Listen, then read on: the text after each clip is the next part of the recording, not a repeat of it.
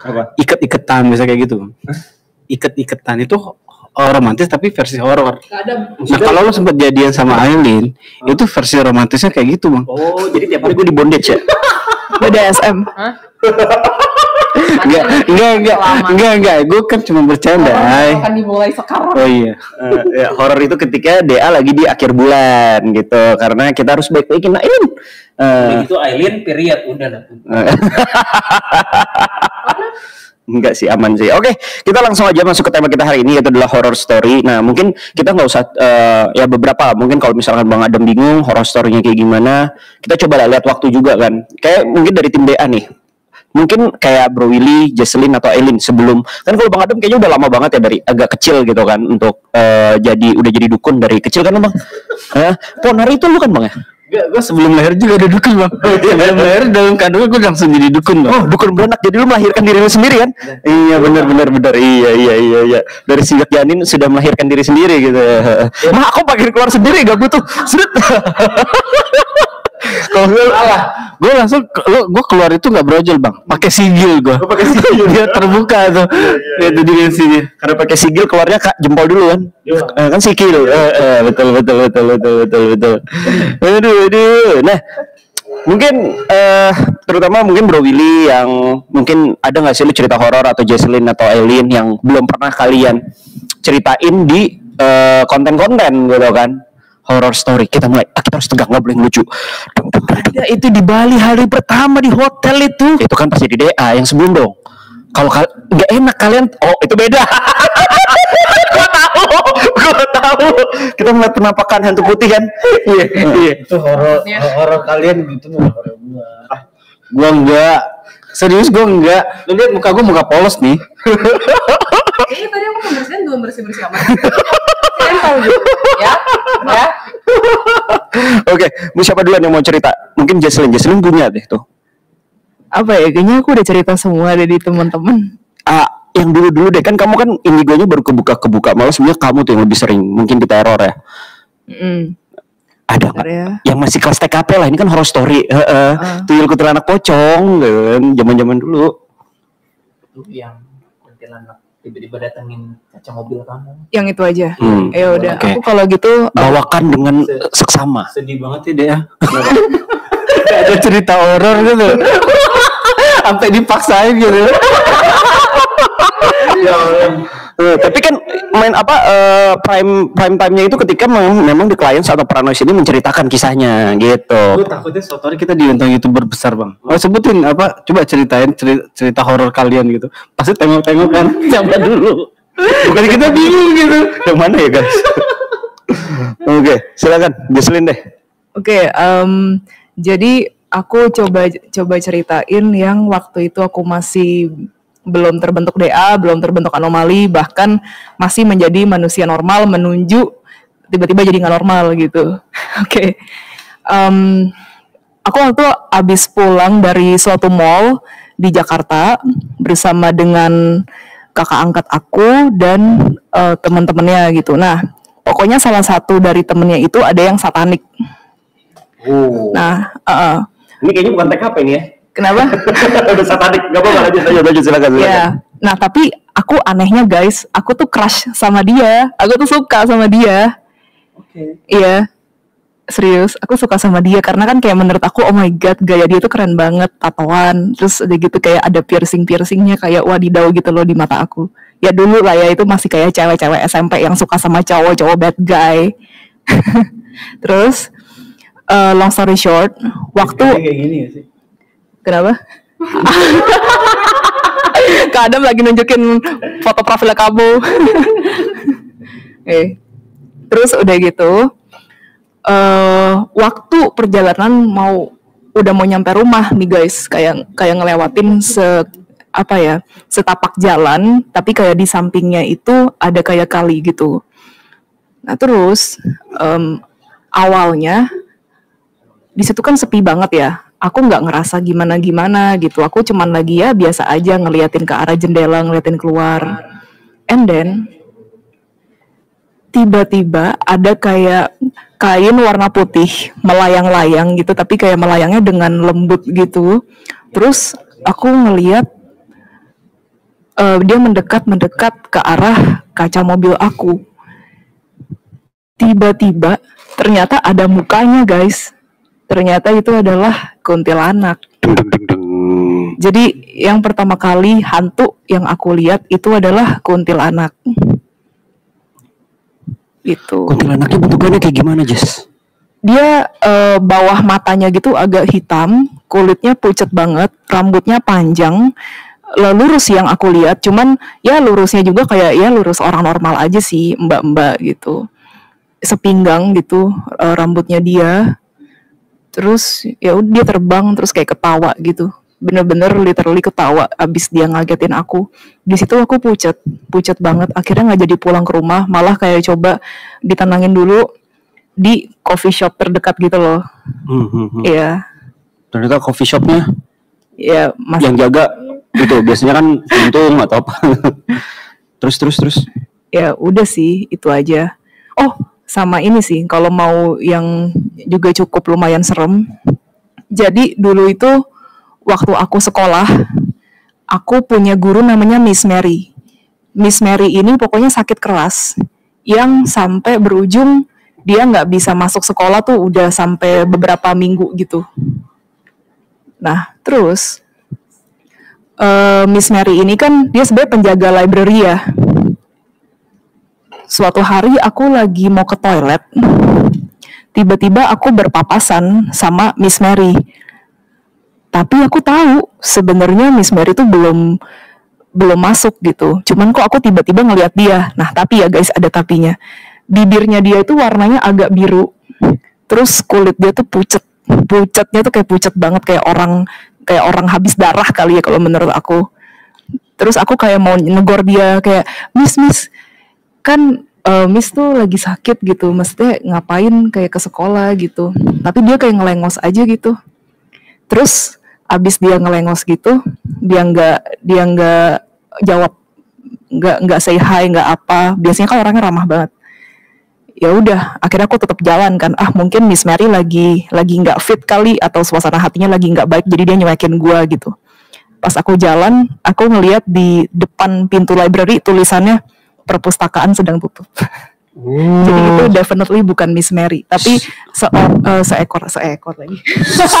Seorang. Iya, bukan seorang juga sih. Iya, sesosok jin yang kayaknya menyerupai Miss Mary.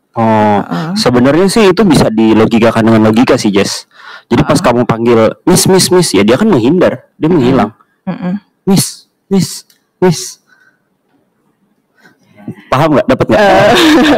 Itu kayak ya I know. Kan kalau panggil Miss ya dia menghindar lah.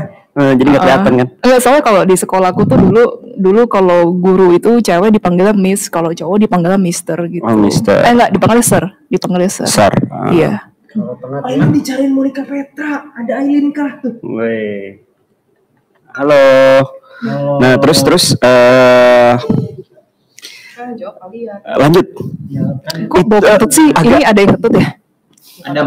Ya siapa lagi kalau tukang kentut DA kan? Bukan gua. Kali ini gua. Bukan aku. Oke. Ingat ya, gua nggak ada sejarah kentut ya. Ingat ya. Jidan di belakang. Seriusan. Anus gua masih tahu diri nih. Oke. Nah, kalian juga udah mulai nih guys ya, posting langsung ketik aja, ketik di komen kalau kalian ingin coba gabung dan menceritakan kisah horor kalian. Kita udah sekalian ngefilter. Oke. Biar kita bisa setengah jam nih dengerin cerita kalian gitu kan. Bukannya dapat penglihatan katanya. Lu cerita tuh, Bung. Ya, penglihatan doang. Akhirnya pertama kali pas dia jalan ke Bandung gua ngeliat kayak apa tuh namanya? Cowok ya. Kayak cowok gitu, kayak Tosio gitu, tapi cuma sejidat doang gitu kan, dan itu fixnya itu penampakan. Kenapa? Karena ini ada yang apa? Bentar.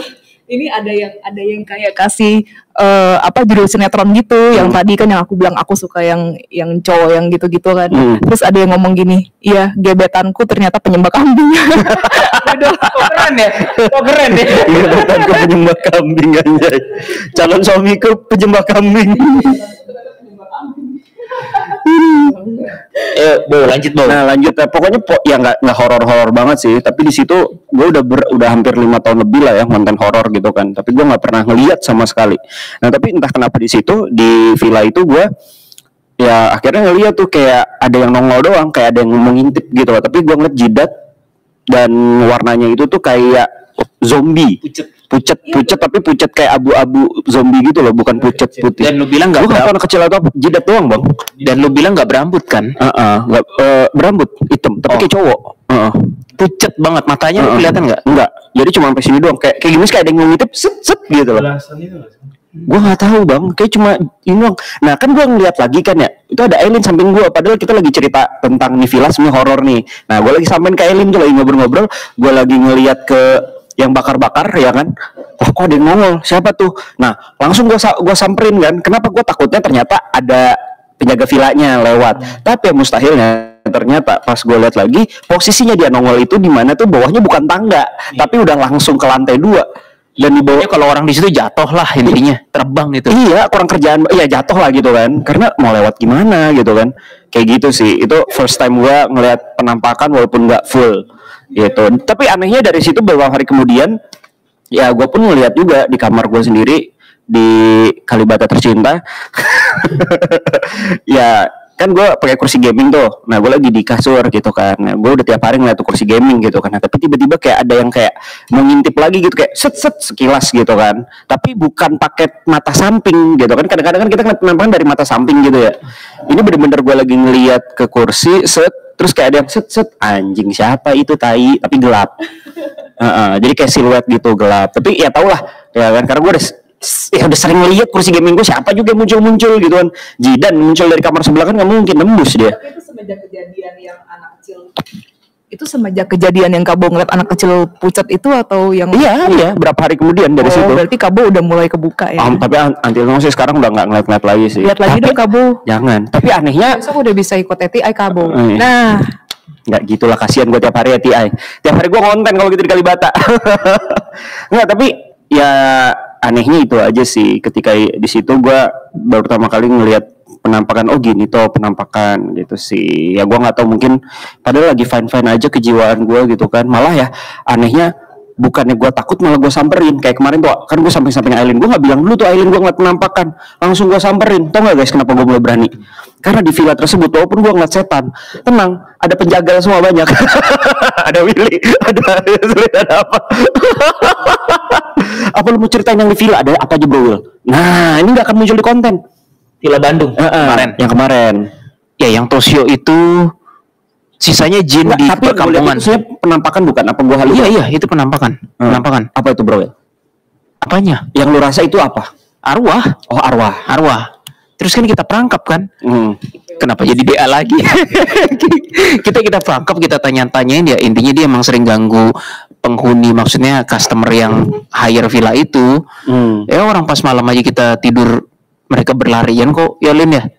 Walaupun kamar kita terpisah-pisah, cuma gue berasa mereka berlarian gitu. Pada ganggu. Kadang ada suara-suara kayak kletek gitu. Terus di samping kamar gue juga ada suara. Oh, ternyata suara anjing ternyata dari luar gitu kan. Anjingnya kecekek tiduran nih lah. Bener lagi bisa main kedondong kayaknya. Terus mungkin Bang Adam punya cerita horor apa Bang? Gue waktu itu malam-malam mau pulang ke rumah. Kalau soal cerita horor gue mau nangis Bang, gue bingung Bang. Iya. Adam lah horor yang lain deh. Adam itu horor sendiri. Gue mau pulang lihat ada sosok gondrong kan Adam. Horor. Apa itu? Rumahku dekat pantai selatan, banyak cerita tentang Nah, itu mending dia yang cerita Bang. Oke. Gue bingung kalau gue masih 3 menit lagi. Aileen mungkin. Aileen cerita. Gue nggak ada cerita horor. Kalau Aileen pertanyaan beda. Gimana kamu selama ini kamu bisa menceritakan nggak pengalaman kamu menjadi sosok yang horor bagi kita? Apa? Sejak kapan? Guys? Horor tapi ngebully mulu. Apa yang kamu rasain setelah penindasan tentang keuangan ke kita gitu? Yang lo rasain seperti apa sih? Ya kan yang jahat kalian dulu, emang aku yang jahat dulu gitu. Enggak sih. Ya udah. Nah ceritain nggak? Kenapa? Kamu pernah ngerasain cerita horor nggak? Bukan ngerasain hal-hal horor, mungkin sebelum kayak sekarang gitu. I don't think so. Biasa aja. Sama kayak Bang Adam. Biasa aja, apa yang mau ditakutin? Pernah ngerasain bau gak? Hah? Apa? Jangan. Kan nanyanya gitu kayak seolah-olah kadang pernah ngerasain lo gitu. Maksudnya apa? Maksudnya apa yang Gua tahu Bang merasakan? cerita horor buat ini Bang Adam sendiri yang cerita ke gue. Jadi pada suatu malam nih, ya kan. Bang Adam bermimpi, memimpikan saya.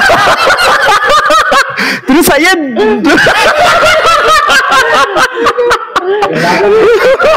horor nggak Bang? Itu horor nggak? Ini horor sih.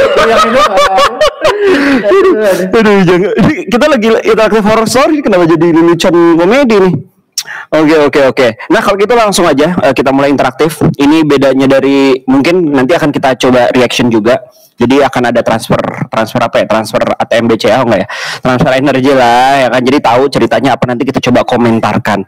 Oke, yang tadi tuh gue suka tuh yang hijau-hijau karena Nadila Rio. Oke, kita angkat ya. Nadila. Tolong dong. Yang megang room siapa? Jidan. Yang megang room harus dari lo yang. Pernah jadi ini award ODA. Oke ya. Rumahku dekat pantai selatan banyak cerita tentang hijau-hijau yang horor ya Kak. Udah. Tolong dibantu backup. Mikrofonnya di Aileen nama di Yasmin. Apa? Ini full di sini. Lu ngomong apa? Ngomong apa aja? Nih Yasmin. Pegang satu. Seruni hijau gitu. Jangan cerita horor guys, nanti Kak Adam takut. Ada tadi yang bagus bilang kayak, Aileen kenapa sih kalau Etia niup-niup mulu, apa sih yang ditiup gitu katanya. Apanya yang tiup? Nggak tahu tuh, ada tadi yang nanya, apa sih yang ditiup Aileen gitu. Ya niup sih, jadi kadang aku ngebakar. Ngebakar apa? Oke, karena Nadila udah. Demon or something, terus ke aku tiup biar makin kencang. Boleh di open mic? Iya, halo Kak, selamat malam. Halo. Passwordnya kering-kering olala. Iya Kak. Kopi luwak nggak bikin kembung? Iya, asam lambung. Oke, betul, masuk. Oke. Kak Nadila boleh. Kak Nadila dari mana nih? Aku aslinya memang dari Tulungagung, Jawa Timur, dekat Tulungagung, Pantai Jawa Selatan. Timur. Oh, dekat dengan pantai selatan. Pas Iya. banget nih. Jadi ini belum upload di konten sih. Ini noise yang minggu kemarin yang kita ke Nusa Kambangan. Nah, buat kalian kita akan ada Nusa Kambangan part 2. Part 1 kemarin tuh seru banget dan belum. Ya, itu kan minggu depan kita libur noise kan ya. Jadi minggu depannya lagi kita bakal part 2 kita adain karena Nusa Kambangan itu banyak banget yang bisa dieksplor gitu kan. Dan kemarin aja baru pertama kali aja kita udah berkonfrontasi, bukan kon yang lain ya. Ya itulah pokoknya lah ya. Dengan hijau-hijau. Nah, pengen denger nih cerita horor tentang hijau-hijau di kampung Kak Nadila gimana? Silakan Kak Nadila. Iya, sebenarnya horornya itu gini ya. Dulu pernah waktu zaman-zamannya masih banyak info kayak kabar tsunami gitu kan. Nah, sampai akhirnya air pasang di pantai namanya Pantai Popoh itu surut. Semua orang kan jadinya sampai pada saat itu sampai Kediri kalau nggak salah itu tidurnya di luar rumah karena surut gitu kan, karena takut ada kabar tsunami susulan gitu di pinggir-pinggir pantai daerah selatan gitu. Sampai akhirnya semua keluarga aku tuh tidur di depan rumah, semuanya sampai, dan itu pun listrik padam. Tapi anehnya itu orang-orang di sekitar itu semuanya kok bilangnya kan akhirnya sampai pagi masuk lagi ke rumah, kok bilangnya tuh malah gini, alhamdulillah ya nggak jadi tsunami, soalnya udah di halau sama yang ijo-ijo itu gitu, kepercayaannya gitu. Jadi horornya itu kayak horor banget karena dulu takut banget di pantai selatan itu ya, banyak lah nggak boleh pakai baju hijau gitu. Dan terus di tempat itu, di pantai itu pun juga ada tempat untuk dikhususin untuk ijo-ijo itu, untuk beribadah ke ijo-ijo itu gitu.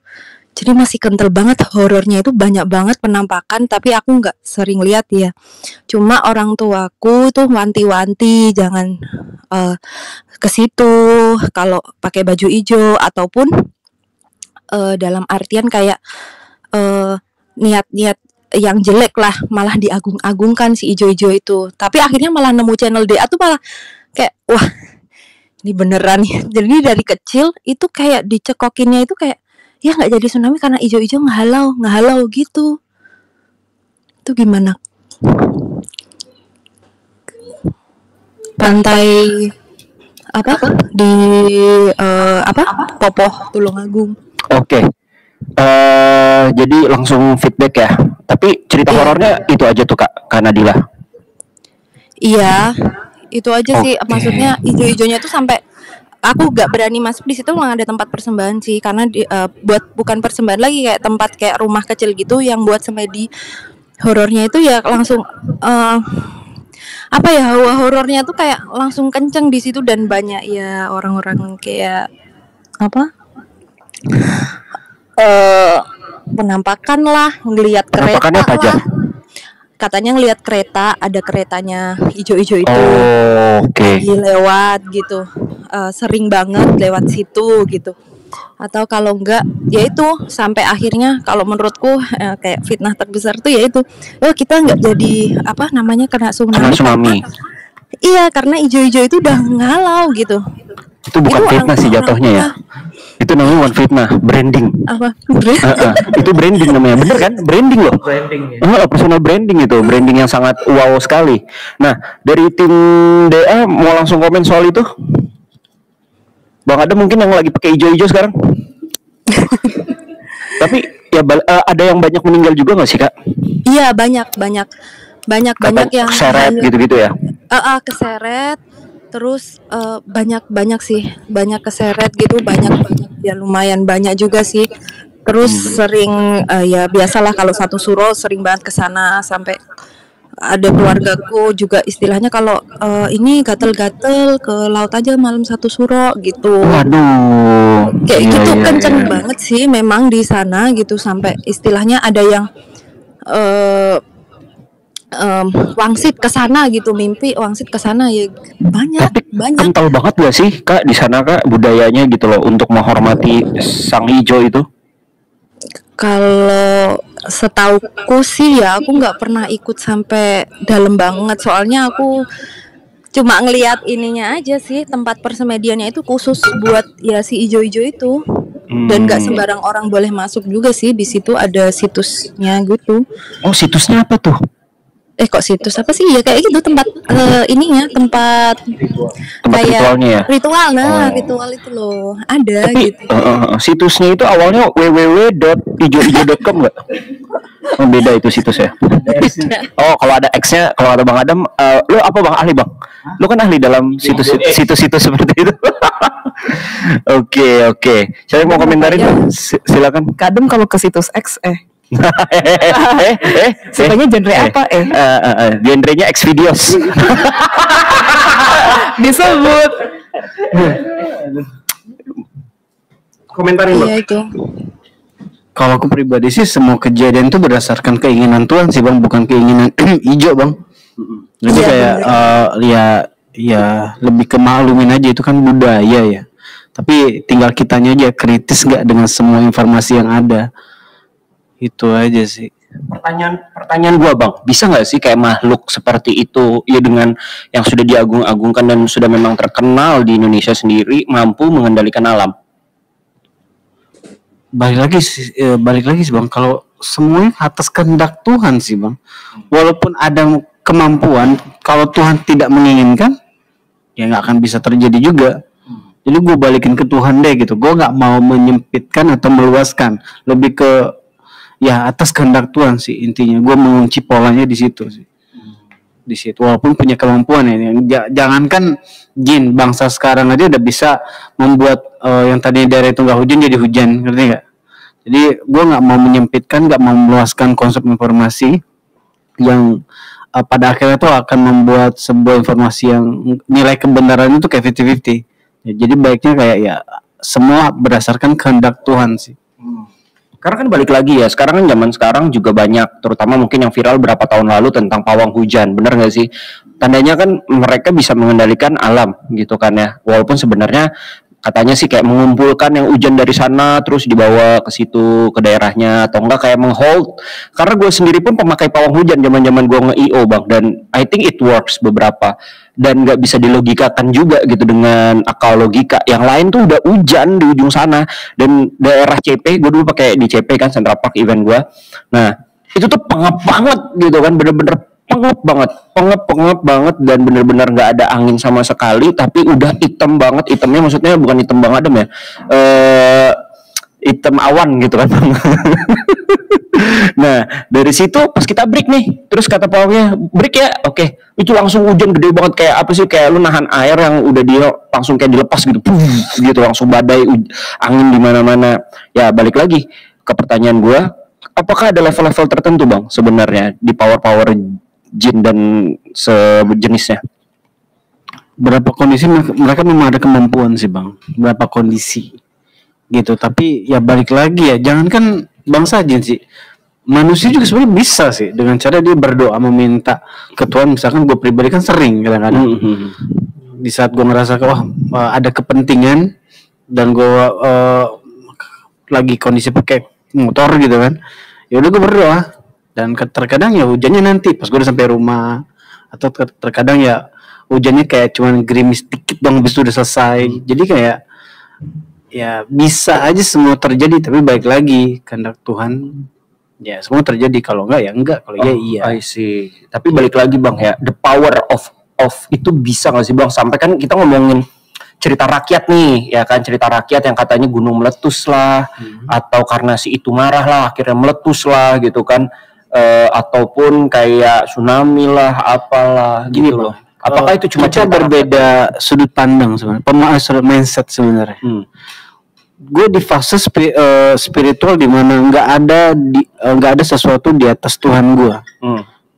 Kalau lo kan masih ngedengerin coba berita-berita atau cerita-cerita yang berkategori kayak wah kayak hebat, wow banget. Nah di otak gue dan di hati gue udah nggak ada lagi bang. Nah, kalau gue pribadi ya, segi metodenya bang, metode alam sana, yang gue tanyain adalah mampukah mereka dengan power supernaturalnya itu? Mampu di saat Tuhan mau mengizinkan, tapi nggak akan mampu kalau Tuhan berkata tidak. Oh, I see. Nah, mindset kita di situ. Lo lebih ke berfokus pada tokohnya. Kalau gue berfokus pada kehendak Tuhannya. Di situ. Jadi gue nggak mau mikirin mereka bisa itu ya bodoh amat sih, setahu gue sih. Gue nggak peduli, sangat amat gak peduli sih.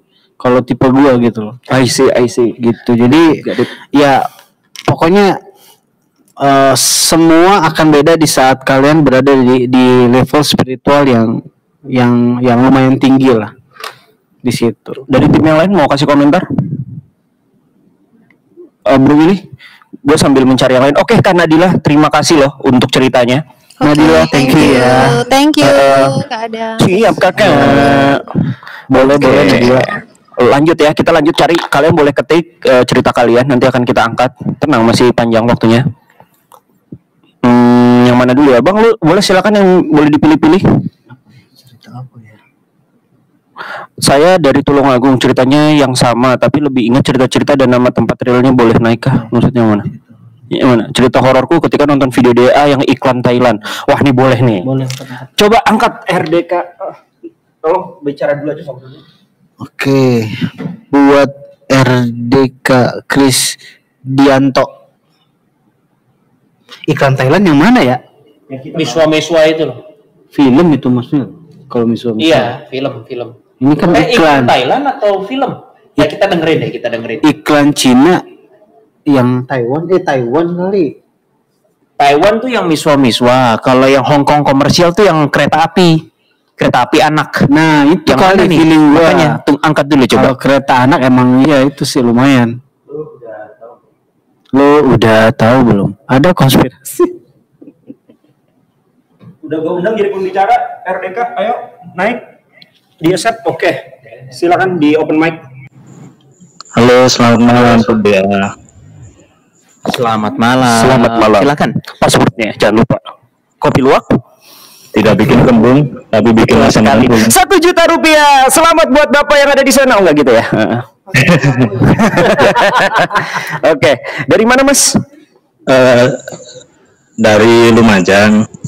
Oh, dari Lumajang. Wih, seru nih. Silakan Mas Krisdianto Ro. Enggak pakai Ro ya? Silakan Mas, ceritanya Mas. Iya. Izinkan saya cerita dulu ya. Agak gugup juga nih. Ya. Jadi waktu itu saya sama istri ngontrak di kontrakan yang lama tuh di daerah Lumajang, di dekat pantai selatan juga sih. Nah, setelah itu saya nonton DA yang Thailand itu. Wah, kok agak gimana ya, aura-auranya agak gugup-gugup gimana gitu. Nah, setelah itu saya lihat penampakannya itu yang di belakang anak-anak, yang ada anak baris itu, mungkin Bro Willy ingat ya? Itu Hong Kong komersial. Udah, baru. Iya. Ya, saya lupa. Lanjut, itu, silakan. Ya, jadi di situ entah gimana ya, kok kayaknya kena genjutsu deh. Aku gitu sama iblisnya. Jadi kayak di cermin itu tiba-tiba aku lihat bayangan apa gitu, serem gitu, kayak iblis gede gitu. Itu gimana ya kalau menurut Bro Willy? Aduh, jadi gugup nih. Halo, manggilnya apa? Chris saja ya? Ya boleh Dimas, boleh Chris. Ya boleh Mas Dimas. Sebenarnya mungkin kebetulan Mas Dimas suasana hatinya lagi gundah gulana atau ada masalah hidup. Terus kebetulan nonton yang Hong Kong komersial itu, yang dimana memang aku ingat kan, DA bilang sebenarnya nggak ada apapun di yang Hong Kong komersial itu, cuma memang saking banyakan orang yang ngebahas iklan itu, jadi iblis nyari kalau ada yang pengen ke situ didompleng sekalian. Tidak ada kasus apapun di situ sebenarnya, kami ingat pernah mengatakan itu kan. Nah kalau tiba-tiba ngelihat ada tampak iblis gede di kaca, itu sih bisa terjadi setiap saat ya, nggak harus melalui yang Hong Kong komersial, tapi memang mungkin triggernya untuk Mas Dimas ini kebetulan di yang Hong Kong komersial. Ada yang ngelihat Travis Scott, episode Travis Scott berasa banget. Ada yang lihat episode yang apa Lin, yang film miswa iya apa sih itu, Incantation, itu juga berasa banget. Jadi memang bisa terjadi dari video DA manapun. Ini gue kok kesannya jadi membuat DA reputasinya siapa yang nonton ini akan melihat penampakan ya. Tapi bisa terjadi. Iya, gimana Bro Willy? Ya, gimana apanya nih? Gimana apanya Mas Dimas? Oh gitu. Jadi kayak apa ya, kayak kena genjutsu gitu. Bahkan istriku tuh kayak kena halusinasi juga gitu, sampai matiin udah gitu. Itu 2 kali udah kejadian kayak gitu. Yang pertama di iklan Hong Kong itu, yang kedua di video apa ya? Oh, yang Lalit itu. Apa itu Lalit itu ya? Uraridet ya. Itu fear-nya wah lumayan kenceng. Terus di rumah kontrakan aku, mungkin kalau Willy bisa scanning memori ya, itu tempatnya juga lumayan horor. Aku pernah ya, di batinku itu kayak ada nenek-nenek lagi masak di bekas dapur, padahal aku nggak tahu kalau itu bekasnya dapur gitu.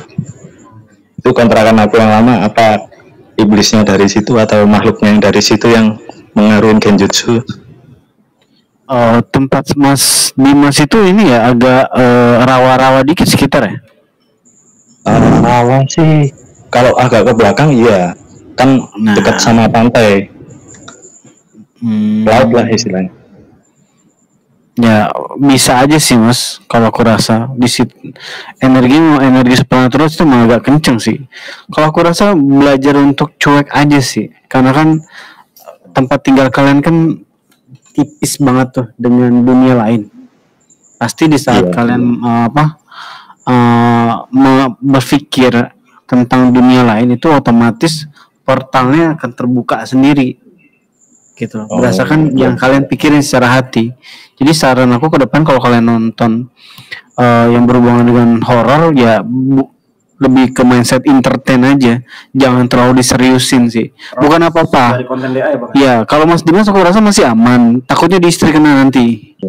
Gitu. Yang harusnya nanti Mas masuk ke politik nih. Kalian bakal di zona politik ya, politik manipulasi yang pada akhirnya yang ditakutkan istri terlalu masuk ke dalam zona tersebut yang pada akhirnya jadi gangguan. Gitu. Iya. Ya, itu siap. Sih kalau aku rasa gangguan yang pada akhirnya bisa satu rumah gitu. Jadi lebih ke santai dan cuek aja sih Mas Dimas kalau aku rasa. Ya. Gitu. Ya. Oke, sama mungkin satu lagi boleh tanya ya. Apa tuh Mas?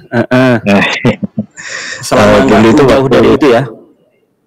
Iya. Ini sebenarnya di luar konteks horor sih. Jadi kayak gitu itu nggak bisa Mas Kris, sorry. Oh gitu ya. Masih yang lain ngantri. Oh gitu ya. Oke, siap. Oke, terima kasih Mas Kris ya. Sama-sama. Ya, Mas Kris. Oke, kita lanjut ke cerita yang lain. Ayo ketik satu, nggak gitu ya? Paling horor yang Spanyol sih, auto keringat dingin. Spanyol tuh yang tadi guys, Vale Cascais. Oh, iya. Kita abis nonton Vale Cascais part 2 guys hari ini. Seru sih, lumayan seru sih. Dan di situ ya kalian harus banyak berdoa lah, gitu kan? Nontonnya. Teriak lada di gua Jepang Kak Bo. Waduh, nanti aku teriak itu deh, lada hitam gitu kan. Yang keluar.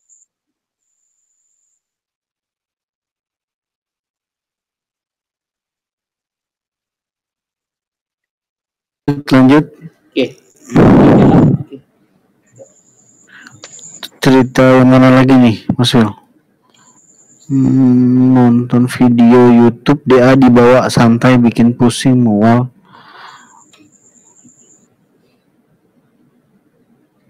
Saya suka cerita. Yang Vale Cascais aja tuh tadi, itu menarik kayaknya. Siapa mau ceritain? Enggak maksudnya siapa? Orangnya namanya? Tunggu. Kita masih cari-cari dulu. Kapan tim DA paling lucu soal Pocong Aryo? Yang cerita horor dong guys. Kisah di Bali mirip Cropsicle yang dalam satu malam di banyak rumah di Bali di bagian tempat ibadahnya ada tanda yang sama. Mau? Oh, that's good. Mau coba? Oke. Rahyuda. Coba ya. Cerita horor Kabo, temen yang ngutang belum bayar sampai sekarang. Itu bener banget sih. Yang lebih horornya mobil gue dibawa juga anjing. Digadein lagi. Mobil. Yes. Digadein 30 juta, mau diambil lagi udah gak bisa. Masa gede 30 juta? Iya. Gadenya di mana tuh? Kayak nih anggota Bang Adam gitu dulu, sejenis itu apa sih, ormas ya jatuhnya. Ya begitulah caranya mereka bermain. Oke, halo Mas Rahyuda, passwordnya. Halo, kopi luwak bikin asam lambung. Oke. Kok ngeri? Kok ngeri tuh gara-gara lo nih. Kopi luwak enak loh, apalagi kasih es. Sumpah, kalian harus minum kopi luwak. Apalagi kalau nonton DA, kalian harus minum kopi luwak. Seriusan, itu kopi luwak enak banget, sumpah, nggak bohong. Oke. Ngeri. Nanti aja. Horor itu tuh yang mau endorse tuh cuma kopi-kopian gitu-gitu doang. Kita jangan merusak pasar. Oke. Bro Rahyuda ya. Namanya siapa, Bro? Panggil Yuda aja. Oke, Yuda. Yuda dari mana, Yuda? Dari Bali. Dari Bali. Oh iya betul ya. Oke, silakan Mas Yuda ceritanya. Jadi itu dulu cepet aja ya. Sekitar tahun 2000-an, mungkin 2005-2006 itu pernah ada kejadian tuh di Bali. Agak heboh sih. Jadi dalam satu malam itu kayak di tempat ibadahnya orang-orang Bali random, dan itu di beda-beda kabupaten itu ada tanda yang seragam gitu loh. Jadi kayak tanda sama kalau nggak salah itu ada tanda plus gitu. Itu dalam satu malam sih. Nah itu aja sih ceritanya. Iya. Udah gitu doang. Tandanya tuh kayak gimana Mas, maksudnya Mas? Jadi kalau orang Bali itu sih dulu bilangnya itu kayak tapak dara gitu loh. Tapak dara tuh bentukannya kayak gimana Mas? Kalau nggak salah sih tandanya itu tuh sama kayak lambang sama dengan, sama yang satunya lagi tuh kayak plus gitu loh. Oh, sama dengan sama plus. Betul. Digabung gitu ya, kayak digabung gitu ya. Oh enggak, beda-beda. Jadi kayak anggap aja kalau crop circle itu kan dalam satu malam ada tempat yang simetris begitu, cuman kalau di Bali kasusnya beda nih, di banyak Sorry, Kak. tempat. Itu yang kayak ada di kok binatang? Di biskuit. Iya, di biskuit Oreo ya. Biskuit Oreo. Iya yang bagian warna hitamnya. Ada kayak tanda begitu. Simbol-simbol gitu lah. Nah, tapi bentukan sebesarnya sebesar apa, Mas? Paling sebesar korek api gitulah, seukuran segitu. Cuman yang anehnya itu waktu itu sampai di Terawang kemana-mana tuh, sampai gempar di Bali. Katanya ada yang sosok Hanuman lah yang nyebarin tanda itu. Katanya mau ada bencana besar supaya ada keselamatan yang kayak gitu. Ya masih misteri sih sampai sekarang belum ada jawabannya. Gitu. Aku belum ngerasa itu supranatural yang gimana. Itu jangkauannya tanda itu di mana? Berapa luas? Jadi gini Mas, misalnya satu rumah itu di Kabupaten A. Hampir di satu komplek itu misalnya ada 10 rumah itu kena semua. Terus yang satunya lagi di Denpasar gitu kena semua. Di luar, yang di outdoor semua. Betul, kebanyakan sih tempat ibadah orang Bali yang di outdoor itu sih. Itu susah dijelaskan sih Mas Yuda ini, tapi kayaknya nggak bisa langsung dikaitkan spiritual supranatural. Soalnya mungkin aja nih aku coba analisa rasionalnya dulu ya.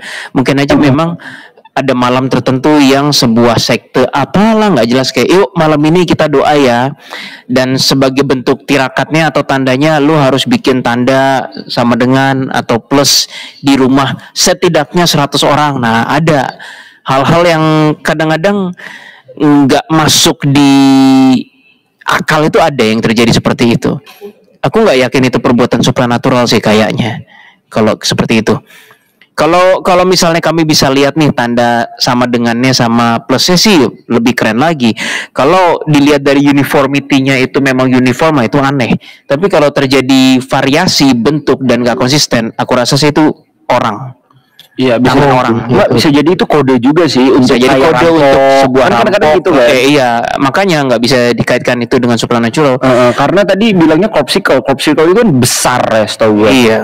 Ternyata sebesar korek, wow. tapi itu walaupun itu akhirnya menjadi buah bibir sendiri sih ya di Bali sendiri kan, karena memang betul. Karena saking banyaknya dan dalam satu malam itu banyak. Berapa banyak itu banyak. Itu sampai gempar waktu itu di seluruh Bali ya, soalnya kayak di hampir semua kabupaten itu ada kayak gitu sih, dan itu nggak sedikit rumah gitu. Tapi bisa jadi itu emang tanda dari manusia, tapi ya ada maksud khusus kali bro ya. Iya, itu dia yang lo bilang tadi. Entah bisa untuk emang kriminalisasi atau enggak memang itu tanda simbol sekte daerah, sekte tertentu ya enggak sih? Itu bisa jadi kita gitu. Itu bisa ke arah situ sih. Tapi lu mencium bau-bau? Belum. Gue belum mencium bau supernatural. Iya kan, lebih ke manusia ya? Iya, ini manusia ini. I see, oke. Mungkin kayak gitu sih Mas Yuda. Tapi walaupun Bali sendiri emang cerita mistisnya sih kencang banget sih. Oh iya sih, betul sih. Oke. Nah, Jesselyn punya apa? Oh, cerita. Oke deh. Oke, kalau kayak gitu Mas Yuda, terima kasih Mas Yuda. Oke, makasih banyak ya. Salam buat teman-teman The Clients di Bali. Semoga kita bisa liburan lagi di Bali. Amin. Amin. Ditunggu ya. Oke. Makasih Mas Yuda. Makasih. Terakhir ya teman-teman, sebelum penutupan aku mau ceritain. Ini sih sebenarnya bukan cerita horornya aku, tapi melainkan ini adalah cerita dari satpam yang jaga di depan rumah aku waktu aku kecil gitu. Oke, aku cerita ya. Bukan satpam, astaga, tukang sate yang mangkal di depan rumah aku. Oke. Nah, long story short, pokoknya ayahku itu pernah beli di dia gitu. Terus pas waktu itu lagi marak-maraknya berita kerusuhan 98, dan aku juga posisinya waktu masih kecil, jadi ini yang cerita tuh my dad. Terus abang satenya bilang, "Pak gitu, Bapak tahu nggak kemarin ini saya ninggalin gerobak di sini. Saya pulang dalam keadaan tidak membawa gerobak saya. Terus ayah aku tanya dong, kenapa Pak gitu, kok bisa sampai ditinggal gerobaknya? Terus bapaknya bilang, iya jadi kemarin sekitar jam 11:30 malam, waktu saya udah mau last order, tiba-tiba ada sesosok wanita gitu, dia datang ke saya sendirian, terus suaranya itu lembut, terus bilang, Bang pesen sate ya 1 porsi. Terus bapaknya bilang, oke Neng gitu. Terus dibakarin kan itu sate. Terus udah gitu selama ngebakar itu bapaknya tuh nggak ngelihat wajah itu cewek, nggak kepo gitu lah. Pokoknya ya udahlah gitu, just doing my job. Abis itu aku pulang. Nah tiba-tiba pas satenya itu udah mau dibakar selesai, cewek itu bilang gini, Pak dibakar sampai gosong ya Pak, kayak muka saya gitu. Iya, terus udah gitu akhirnya, beneran Pak, saya ngelihat wajahnya itu cewek yang kebakaran gitu. Dan tahu nggak Kabo, fun fact-nya apa? Bukan fun fact sih, actually fakta mirisnya apa? Rumah aku waktu itu di deket sama mall yang dibakar.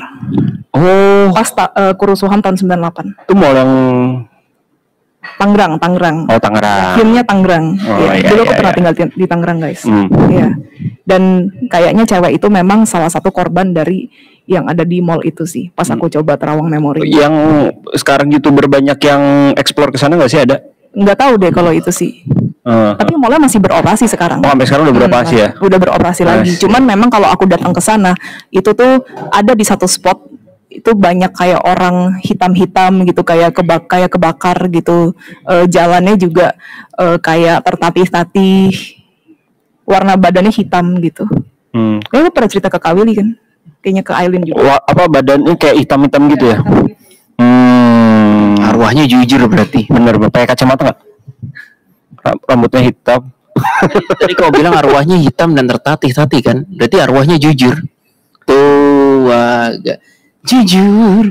Aku tak sanggup, aku terjatuh dan aku tertatih. Semua yang tak lagi. Asik. Oke. Jadi itu ada cerita horor dari Jesselyn. Gue juga punya nih dari ayah. Gue juga punya cerita horor terakhir. Jadi ini waktu gue masih sekitar SMP lah ya. Nah waktu SMP itu namanya juga baru melek kan ya. Dimana jiwa jiwa penasarannya tuh lagi kenceng-kencengnya gitu kan. Akhirnya gue penasaran dengan sesuatu dan entah kenapa gue jadi rutin gitu kan melakukan hal itu gitu loh. Nah jadi akhirnya di suatu malam lah ya kurang lebih, gue kan udah tidur sendirian tuh kalau nggak salah di SMP itu gue udah tidur sendirian. Nah karena gue tahu kayaknya udah pada tidur semua gitu kan, gue tiba-tiba melakukan hal yang penasaran gue itu tuh. Nah yang horornya itu adalah ketika gue lagi melakukan itu, tiba-tiba nyokap gue masuk dan langsung keluar di celana dan menyembunyikan. Di situ horor banget. Sial, dia cerita yang ini. Sumpah, itu horor banget. Itu bukan horor-horor lagi bang. Itu perfectly memalukan. Itu kondisi gue kan pernah kayak ketakutan itu lebih dari ketakutan sih. Udah parno, takut ketahuan. Tapi ternyata basah juga di celana. Ini konten apa ini? Ini podcast apa ini?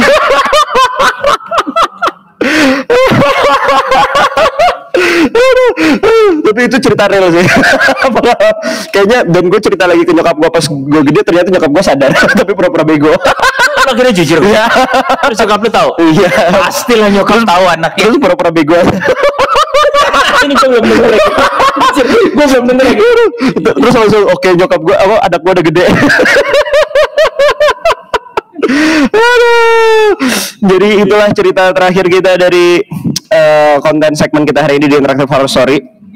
Lumayan seru juga karena tadinya kita mau buka Q&A lagi atau apa gitu kan. Kayaknya bosan, sekali-sekali kita coba Interactive Horror Story. Mungkin next time kita bisa ngebuat yang lainnya. interaktif demon aja. Boleh juga tuh ya interaktif tapi kita wawancara gitu kan. Bisa. Oke, kalau gitu The Clients, terima kasih yang udah nge-give juga. Wow, nggak nyangka. Terima kasih buat yang orang-orang baik yang udah memberikan gift buat kita hari ini.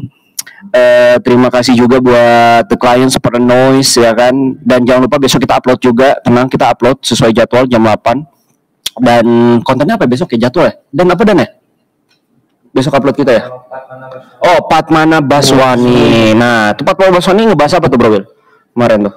Kuil di India yang ada satu pintunya yang tidak bisa dibuka dan kita mencoba mendobrak secara astral ke dalam situ. Oh, yang katanya ada emas. Wah, Ya. ternyata ada Mas Adam di sana. Oke, kalau kayak gitu terima kasih sekali lagi The Clients. Mungkin kata-kata terakhir buat dari Bang Adam dan seluruh tim dia. Ya dari gue sih buat semuanya sehat-sehat dan selalu bahagia. Itu aja sih. Kata-kata Nah, itu Selalu dari Alin. ingat Tuhan. Selalu ingat Tuhan. Iya. Yaslin. Apa kata-kata yang terakhir? Oh oke. Iya jadi kalau misalkan teman-teman mungkin abis ngelihat penampakan yang kayak cewek yang minta dibakarin satenya kayak muka dia tadi itu, mendingan kita doain aja gitu. Ya mungkin kita lari, mungkin ngibrit sebentar gitu. Tapi abis itu kalau kita udah inget lagi, oh ya Tuhan tolong doain, ya maksudnya tolong supaya arwah ini baik-baik aja gitu. Atau supaya arwah ini cepat naik gitu, ditempatkan yang lebih baik gitu-gitu aja sih guys. Tapi aku paham pasti awal-awalnya ngibrit dulu. Dari gua, para Noise dan The Clients semuanya keep supporting us. Support kalian sangat berarti bagi kami. Oke, gue mau pengen nambahin kata-kata terakhir yang dari Jesslyn soal hantu sendal bolong tersebut. Kita masih harus bersyukur ketika dia hanya mengomong, muka saya gosong atau tidak, ketimbang tiba-tiba dia berbisik, Mas, pinjam 100. Oke, sampai jumpa, selamat dan sampai jumpa di segmen Detektif Astral selanjutnya. Sampai jumpa The Clients, bye bye.